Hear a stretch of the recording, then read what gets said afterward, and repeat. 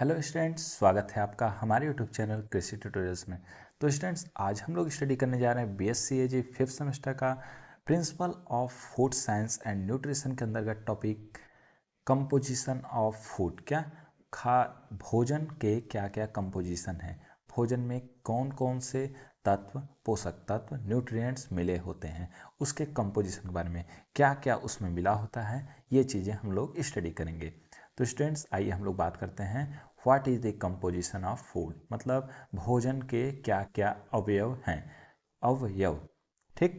तो स्टूडेंट्स, आइए हम लोग देखते हैं कंपोजिशन ऑफ फूड। तो स्टूडेंट, जैसा कि आपके स्क्रीन पर दिख रहा है PDF के माध्यम से कि food composition refers to the chemical composition of food. क्या फूड कंपोजिशन का रिफर्स करता है, दर्शाता है कि भोजन के क्या क्या रासायनिक कंपोजिशन है, क्या क्या रासायनिक अवयव हैं।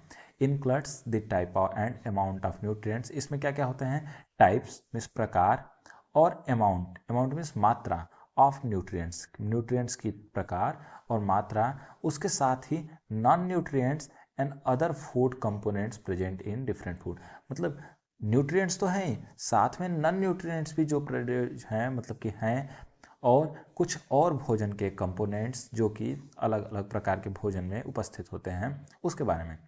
तो the composition of food can very greatly depending on type of food. जैसा कि हमने पिछले प्रीवियस लेक्चर्स में बताया था कि जो कंपोजिशन होता है फूड का, फूड के जो अवयव का मात्रा है, उसके मतलब कि उसमें कौन कौन सी मात्रा मिली हुई है, यह डिपेंड करता है किस प्रकार का भोजन है, मतलब कैसा भोजन है। अगर मांस होगा तो अलग चीज़ें होंगी, और उसके बाद क्या कहते हैं, प्लांट ओरिजिन होगा तो कुछ अलग बातें होंगी। तो इस तरीके से ये डिपेंड करता है। तो हाउ इट इज़ ग्रोन, ये कैसे उगाया जाता है, आर रेज्ड, ये इस पर भी डिपेंड करता है कि इसे कैसे उगाया जा रहा है, या उगाया मतलब कि बढ़ाया जा रहा है। मतलब यदि एनिमल की बात करें तो कैसे इन्हें रेज किया जा रहा है। ओके स्टूडेंट्स, तो आगे हम लोग देखें तो जो कि पॉइंट है, understanding the composition of different food. क्या अलग अलग भोजन के कंपोजिशन के बारे में समझना important for assessing their nutrient value. इससे हमें समझ में आता है कि हर भोजन के क्या क्या न्यूट्रिशनल वैल्यू हैं और उसका क्या महत्व है। डेवलपिंग डाइटरी गाइडलाइन, जिससे कि हम लोग अपने डाइट का गाइडलाइन या फिर डाइट को मेंटेन कर सकते हैं। उसके साथ फूड सेफ्टी को भी इंश्योर किया जा सकता है, खाद्य सुरक्षा को भी इंश्योर किया जा सकता है इसी पॉइंट से, कंपोजिशन जानने के बाद।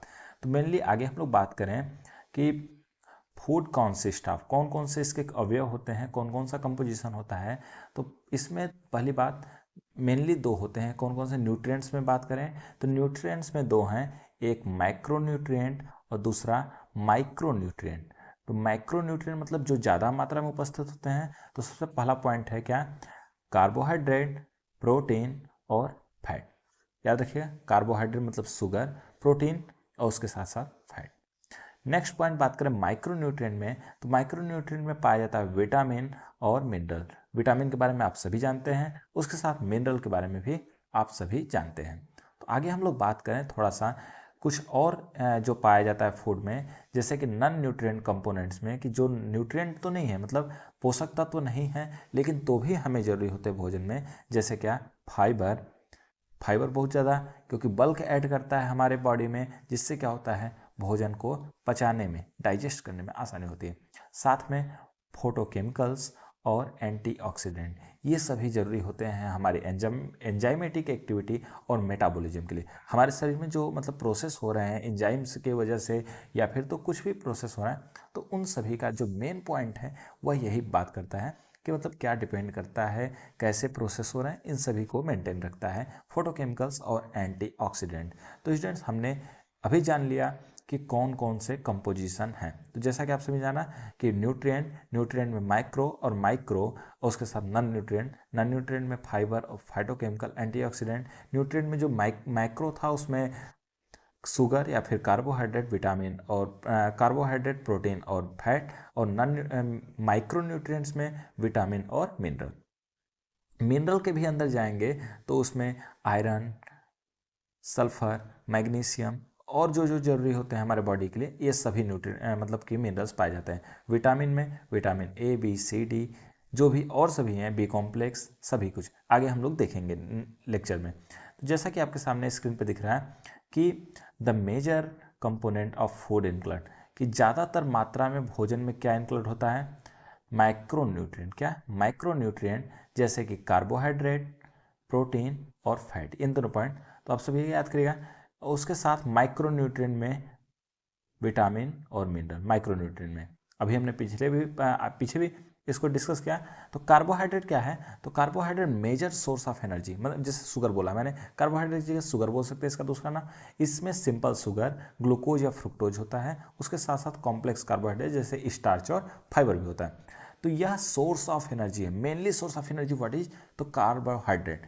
डायरेक्ट क्वेश्चन पूछा जाता है कि what is the main source of energy in the food composition, तो carbohydrate is the main source of energy in food composition. Okay student, आगे हम लोग बात करें प्रोटीन। क्या, प्रोटीन के बारे में।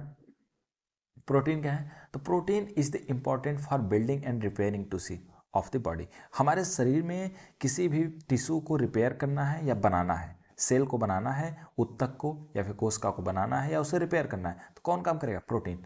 तो इसीलिए कहा था इसे मसल्स न्यूट्रिएंट भी कहा जाता है। क्या, इसे मसल न्यूट्रिएंट भी कहा जाता है। इससे हमारे शरीर में मसल्स बनते हैं, तो protein is very important. Okay student, तो आगे बात करें प्रोटीन ज़्यादा कहाँ पाया जाता है, तो यह मीट या फिर डेयरी प्रोडक्ट के साथ साथ एग और कुछ प्लांट में जैसे कि दाल वाले पौधों में ज़्यादा पाया जाता है। आगे बात करें बीन्स और नट्स में। आगे हम लोग थर्ड जो पॉइंट है वो फैट है। क्या, फैट। फैट क्या होता है, तो फैट एक कंक्रीट सोर्स है एनर्जी का। जैसे हमने एनर्जी का सोर्स अभी कार्बोहाइड्रेट पढ़ा, लेकिन कंक्रीट सोर्स जो है, कंसंट्रेटेड सोर्स जो है वो फैट है। मतलब हम फैट को जमा करके रख लें, क्या हम मान लेते हैं कि अपने बॉडी में फैट को जमा करके रखें, तो जब कार्बोहाइड्रेट नहीं है उपस्थित, तो ये जो फैट है यह टूट कर हमें क्या देगा, एनर्जी देगा। तो मेन पॉइंट याद रखिएगा कि यह फैट टूट कर एनर्जी देगा। तो यह क्या है, एक कंक्रीट सोर्स है। आगे हम लोग बात करें इसके बारे में, यह अगर इसमें क्या सैचुरेटेड फैट होता है, लेकिन सैचुरेटेड फैट क्या करता है, यह हार्ट अटैक के लिए रिस्की है। क्या, कभी कभी हार्ट अटैक काज करता है, तो इसलिए अनसैचुरेटेड फैट खाना चाहिए। क्या, अनसैचुरेटेड फैट खाना चाहिए। अनसैचुरेटेड फैट क्या होता है कि यह हमारे बॉडी में कोलेस्ट्रॉल लेवल को मेंटेन रखता है, जिससे कि हार्ट अटैक का जो चांस है वह बहुत कम हो जाता है। बहुत ज़्यादा फैट जमा होना भी शरीर के लिए हानिकारक होता है, लेकिन एक बिल्कुल निश्चित मात्रा में फैट हमारे बॉडी के लिए आवश्यक होता है। आगे बात करें माइक्रोन्यूट्रिएंट में, तो माइक्रोन्यूट्रिएंट में विटामिन और मिनरल। तो विटामिन में आप सभी जानते हैं कि हमारी बॉडी के लिए सभी विटामिन्स बहुत ही एक जो निश्चित मात्रा है उसमें इसकी आवश्यकता होती है। जैसे विटामिन में vitamin A, vitamin B complex, vitamin C, vitamin D और vitamin E and vitamin K. इन सभी में विटामिन को दो भागों में बांटा गया है, पहला वाटर सॉल्युबल विटामिन और दूसरा fat soluble vitamin. Water soluble vitamin में विटामिन सी और विटामिन बी कॉम्प्लेक्स आते हैं, उसके साथ फैट सॉल्युबल विटामिन के अंतर्गत ए, डी, ई, के। क्या, विटामिन ए, विटामिन डी और विटामिन ई के साथ विटामिन ए के भी आता है। तो स्टूडेंट्स, हमने विटामिन के बारे में जान लिया। हम लोग अब देखेंगे मिनरल, ये भी माइक्रोन्यूट्रिएंट में है। तो माइक्रोन्यूट्रिएंट ये जो होते हैं ये इनऑर्गेनिक सबस्टेंस होते हैं। क्या, ये ऑर्गेनिक नहीं है, ये इनऑर्गेनिक हैं। इसमें क्या होता है, यह हमारी बॉडी के लिए बहुत ही ज़्यादा नेसेसरी फंक्शन कार्य करता है। जैसे हमारी बॉडी में कई प्रकार के जो मेटाबॉलिज्म हो रहे हैं उन सभी को मेंटेन कौन करता है, यह मिनरल। मिनरल में कौन कौन से बहुत ज़्यादा हमारे लिए जरूरी हैं, सबसे ज़्यादा कैल्शियम, आयरन, जिंक, उसके साथ मैग्नीशियम भी कुछ मात्रा में, और कई मिनरल्स हैं जो बहुत ज़्यादा हमारे बॉडी के लिए जरूरी होते हैं। लेकिन मेनली कैल्शियम, आयरन और जिंक हमारे बॉडी के लिए बहुत ज़्यादा ही जरूरी होते हैं। नॉन न्यूट्रिएंट कंपोनेंट्स की बात करें हम लोग स्टूडेंट्स, तो जैसा कि आपके स्क्रीन पे दिख रहा है, नॉन न्यूट्रिएंट्स कंपोनेंट में सबसे पहले क्या है, फाइबर, फाइटोकेमिकल्स और एंटीऑक्सीडेंट। तो हमने जैसा बताया फाइबर, तो फाइबर हमारे हेल्थ और डाइट के लिए बहुत ही ज़्यादा इम्पोर्टेंट रोल प्ले करता है। ये क्या करता है, हमारे बॉडी में डाइजेशन को बहुत ही अच्छा बनाता है, उसके साथ हार्ट अटैक और डायबिटीज जैसी डिजीज को भी मेंटेन करता है, रोक के रखता है। आगे फाइटोकेमिकल, फाइटोकेमिकल्स क्या है? तो ये कुछ कंपाउंड हैं जो कि प्लांट बेस्ड फूड में पाए जाते हैं, जो कि कई प्रकार के हेल्थ बेनिफिट्स और इन्फ्लामेशन और lowering the risk of cancer से भी बचाते हैं। तो फाइटोकेमिकल्स ये काम करते हैं। एंटीऑक्सीडेंट की बात करें तो एंटीऑक्सीडेंट्स वो सब्सटेंस हैं जो कि हमारे बॉडी को कई प्रकार के डैमेज जैसे फ्री रेडिकल्स और कई प्रकार के disease, chronic disease, cancer, heart attack जैसी डिजीज से भी बचाते हैं। तो students, antioxidant, phytochemicals, fibres, minerals, vitamins और फैट के साथ हमने प्रोटीन और कार्बोहाइड्रेट के बारे में स्टडी कर लिया। तो students, overall the composition of food is complex. हमारे भोजन का जो कंपोजिशन है ये बहुत ज़्यादा कॉम्प्लेक्स है और वेरीज करता है भोजन के प्रकार पर, और उसके बाद ये कैसे ग्रो कर रहा है, इसको कैसे प्रोसेस किया जाता है, कैसे इसको प्रिपेयर किया जाता है, इन सभी बातों पर भी डिपेंड करता है। हम लोग अगर कंपोजिशन के बारे में समझते हैं तो फीड कैन हेल्प इंडिविजुअल्स, जो भोजन के बारे में समझते हैं तो इंडिविजुअल्स को कई प्रकार की डिसीजन लेने में मदद करता है, जिससे वे अपनी डाइट को अच्छा बना सकते हैं, सेफ्टी और इंश्योर कर सकते हैं, जिससे कि वो सभी मिनरल्स को, न्यूट्रिएंट्स को प्राप्त कर सकें अपने बॉडी में और ज़्यादा से ज़्यादा अपनी बॉडी को सुरक्षित एवं हेल्दी रख सकें। तो स्टूडेंट्स, आज के इस टॉपिक में बस इतना ही जो हमने कंपोजिशन ऑफ फूड पढ़ा।